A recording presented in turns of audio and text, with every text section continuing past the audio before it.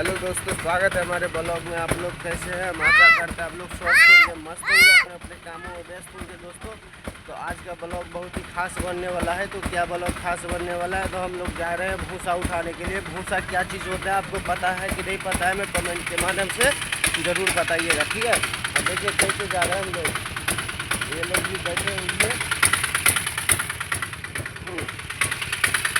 ये देखिए, ये चिन्नू मुन्नू भी दो है बैठल है, और बाकी सभी आदमी जा रहे हैं। हम लोग क्या जी, कहाँ जा रहे हो?